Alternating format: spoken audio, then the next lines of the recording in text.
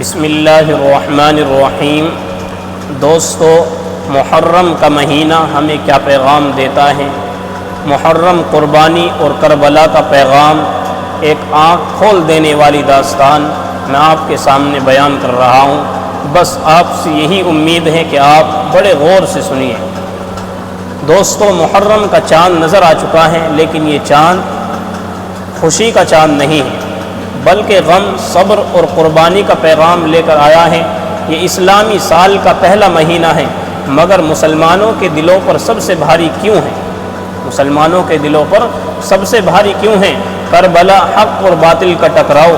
سن 61 ہجری، مقام کربلا۔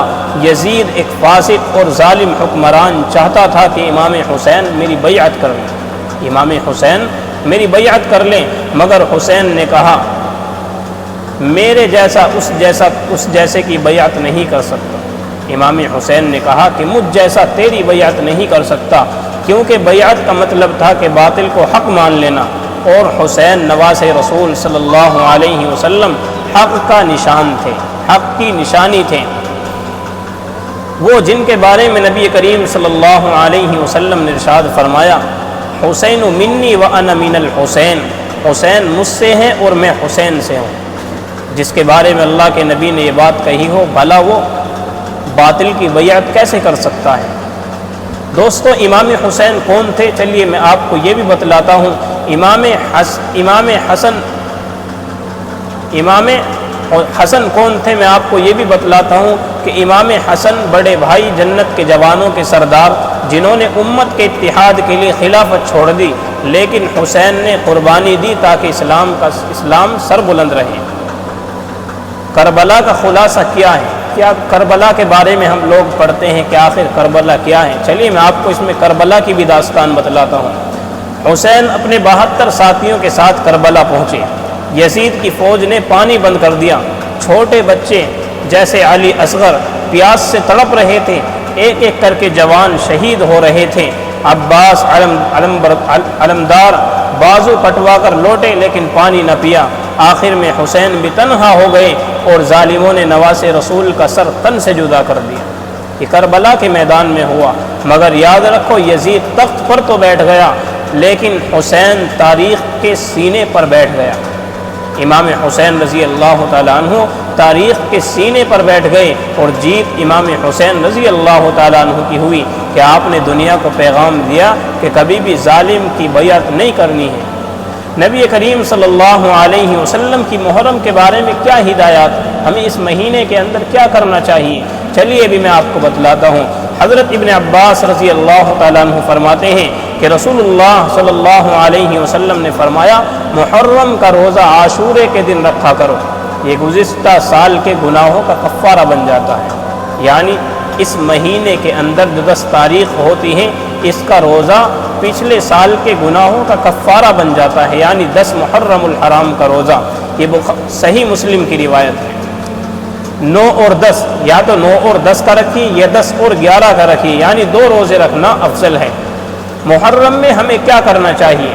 یہ بھی آج کل ہمیں لوگ پوچھتے ہیں۔ چلیے میں آپ کو بتلاتا ہوں محرم میں کیا کرنا چاہیے۔ محرم کے اندر پہلی چیز یہ ہے کہ روزہ رکھنا چاہیے۔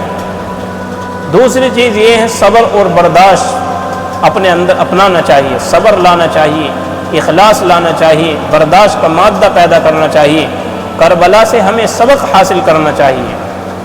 تیسرے نمبر پر ہمیں کربلا سے سبق حاصل کرنا چاہیے۔ چوتھے نمبر پر گناہوں سے ہمیں توبہ کرنی چاہیے، جتنے ہم نے گناہ کیے۔ محرم کے 10 تاریخ کو، محرم کے مہینے میں جب بھی اللہ سے لو لگانے کا موقع ملے، اپنے گناہوں کی توبہ کریں۔ اور محرم میں کن چیزوں سے ہمیں بچنا چاہیے، یہ بھی میں آپ کو بتلاتا ہوں۔ دوستو، ویڈیو کو ذرا غور سے سنتے رہا کریں۔ ماتم کے نام پر خود کو نقصان پہنچانا، اس سے بچنا چاہیے، کیونکہ امام حسین سجدے کی حالت میں شہید ہوئے۔ امت کو انہی چیزوں سے بچانے کی تلقین کی، لیکن امت ماتم بنا رہی۔ دوستو، شور شرابہ اور فتنہ نہیں کرنا چاہیے۔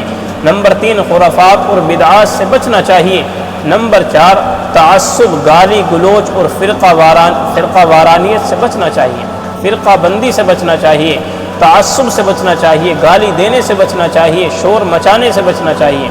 یاد رکھو حسین کی قربانی صرف شیعہ یا سنی کے لیے نہیں ہے۔ دوستو آج ہم نے اپنے لیے ایک چیز ایکسیپٹ کر لی ہے کہ امام حسین تو شیعوں کے ہیں، یہ کوئی چیز نہیں ہے۔ یاد رکھو حسین کی قربانی، امام حسین نے جو قربانی دی ہے وہ شیعہ اور سنی ہی کی نہیں ہے، بلکہ وہ تمام لوگوں کے لیے ہے، وہ پوری انسانیت کے لیے مشعل راہ ہے، یعنی دنیا میں رہنے والا ہر انسان اس سے سبق حاصل کر سکتا ہے، ان کے طریقے کو فالو کر سکتا ہے، ان کی زندگی کو اپنا سکتا ہے۔ اگر ہم محرم میں صرف آنکھوں سے آنسو نکلیں اور دل میں یزیدیت باقی رہے تو ہمیں سوچنا چاہیے۔ دوستوں بتلانے کا مقصد یہ ہے کہ ہم نے آنکھوں سے تو آنسو نکال دیے اور اپنی کمر بھی پیٹ لی، سینے بھی پیٹ لیے، لیکن دل میں یزیدیت ہے، نافرمانی کر رہے ہیں، جھوٹ بول رہے ہیں، چغلی کر رہے ہیں، غیبت کر رہے ہیں، کسی کا دل دکھا رہے ہیں، تو پھر دوستو ہم امام حسین کو نہیں یزید کو فالو کر رہے ہیں۔ اس سے ہمیں بچنا چاہیے کہ ہم واقعی حسینی ہیں، ہمیں اپنے دل کے اندر جھانکنا چاہیے اور اللہ پاک سے ہمیں یہ دعا کرنی چاہیے، یا اللہ ہمیں محرم کی قدر کرنے کی توفیق دیں، ہمیں جنت کے حسین سرداروں کے سردار حسین کی سچائی، صبر اور قربانی کو سمجھنے والا دل عطا کر دیجئے، اور ہمیں یزیدی سوچ، جھوٹ، ظالم کے ظلم اور فریب سے بچا لیجئے۔ اللہ پاک سے ہمیں یہی دعا کرنی چاہیے۔ دوستو آخر میں آپ سے کہنا چاہتا ہوں، محرم غم کا مہینہ ہے مگر بیداری کا بھی ہے، اٹھو سوچو اور حق کا ساتھ دو۔ یہ امام حسین رضی اللہ تعالیٰ عنہ کا ہمارے لیے پیغام آتا ہے۔